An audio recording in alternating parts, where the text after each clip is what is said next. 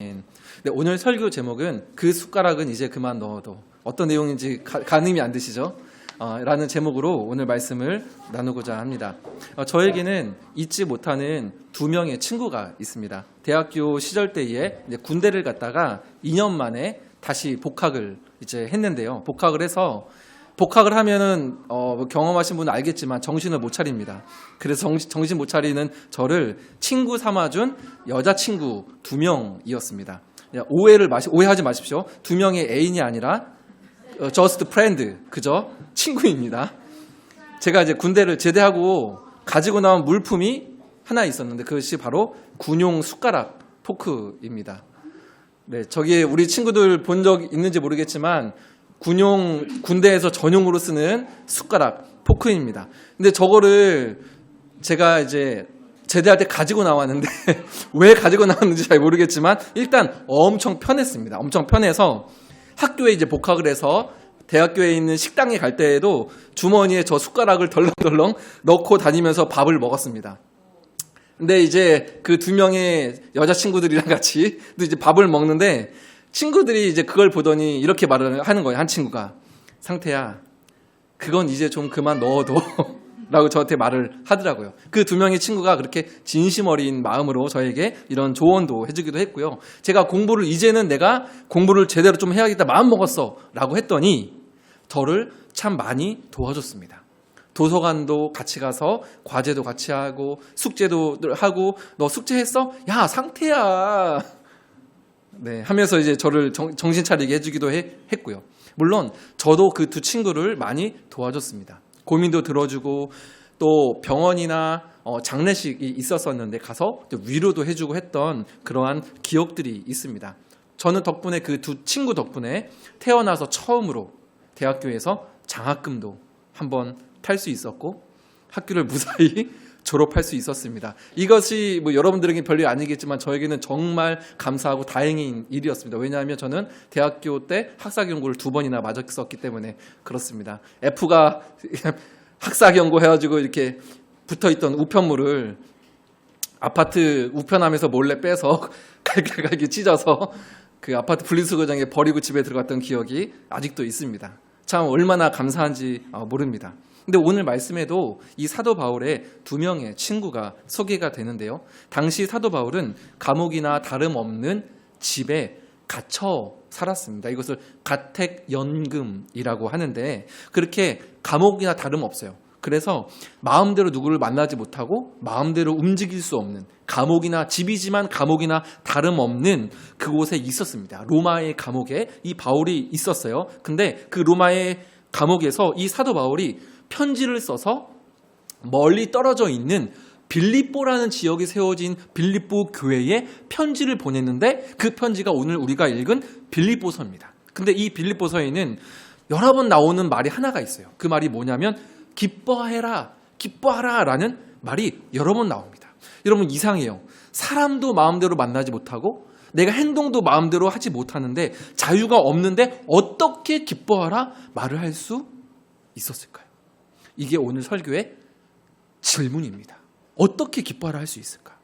이유는 사실 간단합니다. 뭐냐면 함께 예수님을 전하는 2명의 친구가 있었기 때문에 그래요. 목사님처럼 말이죠.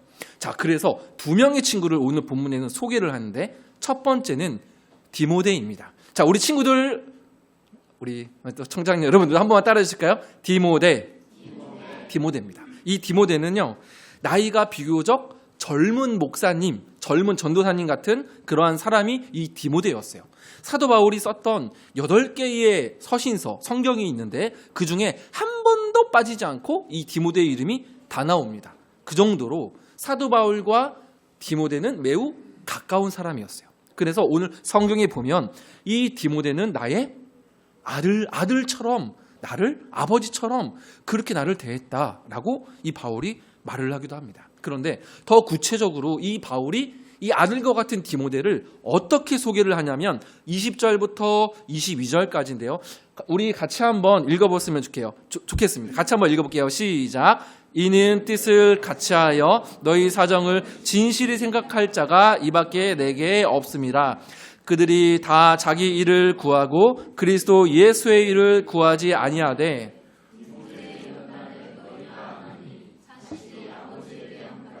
나와 함께 복음을 위하여 수고하였느니라. 아멘. 20절에 보니까 이 디모데는 너희의 사정, 빌립보 너희 성도들의 사정을 진실하게 생각할 자가 이 디모데밖에 없었다라고 이렇게 말을 하는 겁니다. 그런데 정말 진실하게 생각만 하는 것이 아니라 수고했다라고 말을 해요. 22절 끝에 보면 복음을 위하여 수고하였다. 근데 이 수고했다는 말은 이 원래의 뜻을 정확하게 드러내주지는 못합니다. 이 수고했다라는 말의 원래 뜻은 뭐냐면요, 종노릇했다라는 말이에요. 종은 어떻게 해요? 낮아져야지만 종의 노릇을 할 수 있습니다. 즉 이 디모데는 정말 낮은 마음으로 섬기는 마음으로 빌립보 성도들아, 너희들을 섬겼어. 너희들을 위해서 종노릇했어. 애쓰며 땀 흘리며 눈물 흘리며 수고한 사람이 이 디모데야 라고 너무나도 칭찬을 하면서 격려하면서 수고를 하고 있는 거죠. 이렇게 말을 하고 있는 거죠. 자, 디모데의 이러한 모습이 감동이 되는 것은 오늘날에는 여러분 우리 많은 사람들이 어때요? 다른 사람의 일, 다른 사람의 유익을 생각하나요? 별로 그러지 않죠. 오늘날에는 많은 사람들이 나의 일, 자신의 일, 내가 먹을 거, 내가 유익, 내가 더 칭찬받고 내가 더 높아지기를 원하는 자신의 행복만을 원하는 시대를 우리는 살아가고 있습니다. 그러나 디모데는 정반대로 살아가고 있으니까 이 디모데의 삶이 우리에게 감동이 되는 거죠. 여러분, 예수님을 믿는다는 것은요, 예수님이 우리를 위해서 먼저 다가오시고 먼저 낮아지셔서 먼저 십자가에 달리시고 먼저 우리를 위해서 죽으셨으니 나 또한 우리 또한 내 이웃의 유익을 위해서 살겠다는 마음 자세, 이것이 예수님을 믿는 사람의 중심이고 마음 자세인 줄 믿습니다. 세상 사람들은 일로 가지만 높아져야 돼, 우리는 높아져야 가지만 우리는 어떻게 돼요? 낮은 자리로 디모데처럼 누군가를 위해서, 누군가의 유익을 위해서 섬기는 것, 이것이 우리 믿음의 핵심이다라는 겁니다. 사도 바울은 자신이 비록 감옥에 있었지만 그래서 빌립보 교회, 이 빌립보 교회는 바울이 개척을 했거든요. 그리고 디모데도 개척 멤버예요. 같이 세웠습니다, 이 빌립보 교회를. 그래서 너무나도 보고 싶어. 그런데 이미 자기는 멀리 떨어져서 로마 감옥에 갇혀 있어서 갈 수가 없으니까 빌립보 교회 성도들을 위해서 해줄 수 있는 게 없는데 디모데는 어디에 있어요? 빌립보에 있는 거예요. 그러니까 이 바울이 느끼기에는 기쁜 거죠.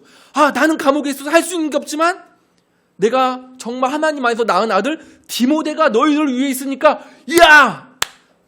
하나님의 나라는 복음은 내가 여기에 있어도 여전히 전해지고 있구나. 야! 그러면서 기쁘고 기뻐해라 라고 고백을 할 수 있었던 겁니다.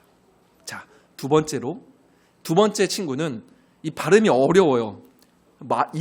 목사님 좀 스트레칭을 해야 되는데 한 번만 다 따라해 주시면 좋겠습니다. 에바브로디도.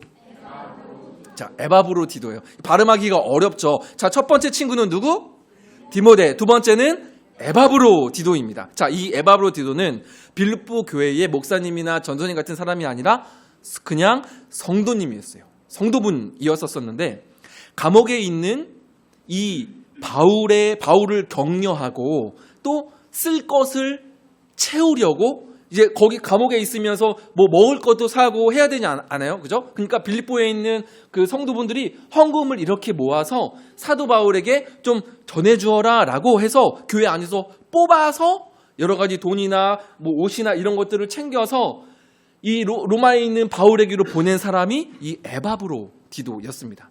그래서 25절에 보니까 이 사람에 대해 소개를 하는데 어떻게 소개를 하냐면 그는 나의 형제요, 마이 브라더라는 거죠. 나의 형제요, 함께 수고하고 함께 군사되었고 바울에게 필요한 부분들을 공급해주는, 나의 쓸 것을 채워주는 사람이었다라고 말을 합니다. 여러분, 함께 군사됐대요. 여러분, 함께 군사, 이거를 함께 우리 군인 된 사람을 전우라고 하잖아요. 그죠? 전쟁터에서 함께 형제됐다는 거죠. 함께 네가 죽으면 나도 죽는다. 그래서 막 영화 같은, 지금 방금 밴드 오브 브라더스 보신 분 계시나요? 전쟁 영화의 최고봉인데 강추드립니다. 정말 재밌습니다. 그러면 거기 막 내 부하가 막 죽어가. 그러면 막 폭탄이 떨어지고 총알이 빗발치는데 으악 그러면서 이렇게 막 가거든. 근데 안 죽어. 영하니까. 가지고 탁 해가지고 구출해 오는 그 장면이 아직도 있습니다. 근데 이 복음을 위해서, 예수님을 위해서 그렇게 전우처럼 목숨을 걸고 같이 복음을 위해서 수고했던 사람이 바울과 바울의 친구 에바브로디도였다는 겁니다. 희생을 하고 목숨을 걸고 수고했던 사람이 이 에바브로디도였죠. 자, 그런데 다음 구절에는 조금 이상한 말이 나옵니다. 뭐냐면 격려하고 칭찬하는 말이 아니라 근심했다라는 말이 나와요. 이게 무슨 말인가? 26, 27, 28인데 자, 눈으로 한번 읽어주세요. 목사님 한번 따라가겠습니다. 그가 너희 무리를 간절히 사모하고 자기가 병든 것을 너희가 들은 줄을 알고 심히 근심한지라. 그가 병들어 죽게 되었으나 하나님이 그를 긍휼히 여기셨고 그뿐 아니라 또 나를 긍휼히 여기사 내 근심이 근심을 면하게 하셨느니라. 그러므로 내가 더욱 급히 그를 보낸 것은 너희로 그를 다시 보고 기뻐하게 하며 내 근심도 덜려 함이니라. 26, 27, 28절에 근심이라는 단어가 계속 나옵니다. 빌립보 교회가 에바브로디도 이 성도님을 선출해서 로마 감옥에 있는 바울에게 보냈습니다. 그런데 그만 이 에바브로디도가 병에 걸린 거예요. 여러분, 상식적으로 생각을 했을 때 병에 걸린 사람을 엄청 멀리 떨어져 있는 로마에 보냈을까요? 안 보냈을 겁니다. 아마도 이거는 많은 학자들의 추측인과 동시에 또 저의 추측이기도 한데 로마에서 빌립보까지는 직선거리로 약 1100km 정도가 돼요. 1100km. 엄청난 거리거든요. 지도를 한번 보여주시겠어요? 저기 보면 저기 빌립보라고 여기 보이죠? 여기 오늘날 터키입니다. 그리고 여기가 이제 빌립보인데 로마는 저기 구두 모양처럼 생긴 저 이탈리아 저 구석에 있는 해변가에 있는 도시가 바로 로마입니다. 직선거리로 1100km 정도가 돼요. 근데 엄청 놀랐구나. 리액션 너무 땡큐해. 1100km. 근데 그 당시에는 물론 이렇게 말을 탈 수도 있었지만 값이 매우 이제 비쌌다고 합니다. 때문에 이 에바브로디도가 말을 타고 갈 수는 없고 거의 걷거나 때로는 배를 타고 같이 걷거나 배를 타서 로마에 갔을 거라고 추측을 합니다. 그러면 어느 정도 걸리냐면 약 6주에서 7주 정도. 거의 한 2달 가까이 걸어서 배를 타고 여행을 했어야 되는 거죠. 그러니까 그 긴 시간을 땀 흘리고 애를 쓰고 하면서 가니까 몸이 점점 힘들어지겠죠. 거기다가 바울에게 쓸 것을 돕기 위해서 돈도 있었을 거고 옷도 있었을 거고 그런 중요한 물건들이 있었으니까 이때는 강도도 있었어요. 강도 있었으니까 늘 긴장을 했을 거. 이거 우리 바울 사도에게 전해줘야 되는데 누가 이거 가져가면 어떡하지? 하다가 이렇게 잠도 잘 못 잤을 것 같아요. 긴장을 하니까. 그러니까 이 로마에 도착해서 아마 큰 이 병이 걸렸던 것 같습니다. 그런데 이 병에 걸린 이 에바브로디도가 엄청나게 걱정을 해요. 성경에 보니까 심히 걱정했다. 심히 근심한지라. 근데 누구 때문에 심히 근심했을까요? 이 에바브로디도가 누구 때문에? 누구 때문에? 자기 때문이 아니에요. 자기 때문이 아니라 병에 걸린 자기 때문이 아니라 자신이 병에 걸린 사실을 우리 고향교회 빌립보 교회 사람들이 괜찮아요? 네, 예배 사고가 났습니다. 괜찮네요. 그래도 다행히도 자기 병에 걸린 자신 때문에 근심한 게 아니라 자신이 병에 걸렸다는 사실을 빌립보 교회 우리 고향 교회 사람들이 알았다라는 사실 때문에 근심을 한 거죠. 우리 김 집사님, 우리 최 권사님, 우리 박 장로님이 내가 병에 걸린 나 때문에 걱정하면 어떡하지? 라는 근심을 했던 거죠. 27절에는 병에 걸린 이 에바브로디를 보면서 바울도 근심해요. 바울도 걱정해요. 나 때문에 이렇게 1100km나 되는 이 거리를 와서 아이고 어떡하냐 하면서 이 바울 사도도 걱정을 한 거죠. 여러분들 보세요. 성경은 우리에게 걱정을 하라고 합니까? 걱정을 하지 말라고 하죠. 빌립보서에도 보면 4장 6절에 이런 말씀이 있습니다. 같이 한번 읽어볼게요. 시작. 아무것도 염려하지 말고 다만 모든 일에 기도와 간구로 너희 구할 것을 감사함으로 하나님께 아뢰라. 그죠? 아무것도 어떻게 하지 말고 염려하지 말고 아무것도 염려하지 말고 오직 모든 일에 기도와 간구로 아버지 앞에 나아가는 은혜가 있기를 간절히 소망합니다. 자, 근데 또 있어요. 마태복음 6장 31절인데 이것도 같이 한번 읽어볼게요. 시작. 그러므로 염려하여 이르기를 무엇을 입을까 하지 말라. 아멘. 공중에 나는 새를 먹이시고 들의 백합화를 자라게 하시는 하나님께서 책임지실 테니 우리에게 염려하지 말라 하십니다. 자, 그러면 우리는 무엇을 근심하고 무엇을 염려해야 합니까? 오늘 에바브로디도와 사도 바울처럼 함께하게 하신 성도들과 주의 몸된 교회와 이웃의 유익, 이웃의 안녕을 위해 우리는 근심해야 하고 그러한 근심이 우리에게 필요하다라는 것입니다. 성경적인 근심이 있다라는 것입니다. 바른 근심이 있다라는 것입니다. 우리가 삶의 염려는 아버지께 맡기고 우리에게 허락하여 주신 성도들을 위해 이웃의 유익을 위해서 근심하며 그 근심을 재료 삼아서 기도할 수 있는 은혜가 저에게 또한 여러분들에게 있기를 간절히 소망합니다. 다른 사람의 형편이 내 마음에 부딪혀오고 그것이 나의 기도 제목이 되었다면 예수님의 뒤를 우리는 뒤따르고 있는 것입니다.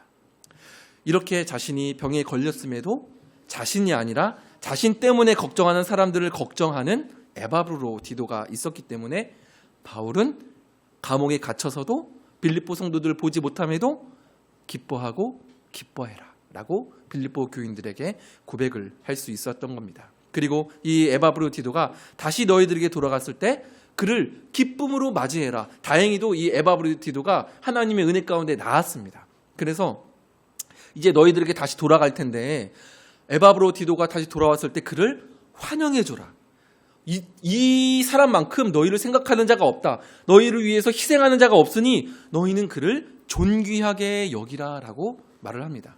여러분, 누군가가 나를 위해서 또한 공동체를 위해 진실을 생각하며 마음을 쓰고 때론 행동으로 섬기고 있다면 저 박 집사님, 저 이 권사님, 참 너무 은혜가 된다, 감동이 된다, 어떻게 저렇게 섬길 수 있을까라고 하는 그 누군가가 나의 눈에 마음에 들어온다고 한다면 그러한 사람들을 존귀히 여길 수 있는 우리 교회 공동체가 될 수 있기를 간절히 소망합니다. 오늘 말씀을 정리하면서 적용을 하고자 합니다. 바울이 감옥에서도 기뻐하고 기뻐해라 라고 말을 할 수 있는 이유가 명확해졌죠. 자신과 함께 예수 그리스도의 복음을 위해 누군가를 진실히 생각하고 섬기며 살아가는 두 사람, 디모데와 에바브로디도가 있었기 때문에 그렇습니다. 자기는 감옥에 갇혀서 빌립보에 갈 수 없지만 내가 어떻게 할까라고 하면서 마음을 한탄할 수도 있지만 그럼에도 불구하고 디모데와 에바브로디도라는 두 명의 친구가 있었기 때문에 바울은 하나님께 감사하고 빌립보 성도들을 향해서 기뻐해라라고 고백할 수 있는 마음의 상태가 되어 있었다라는 것입니다. 물론 그 두 명의 친구는 그렇게 낮아지고 신실하게 사역을 감당할 수 있었던 이유는 가장 먼저 낮아지셔서 십자가에 죽기까지 사람들을 사랑하신 예수님을 먼저 바라보았기 때문에 그렇습니다. 그러나 또한 동시에 우리가 기억해야 할 한 가지는 사람이 중요하다라는 것입니다.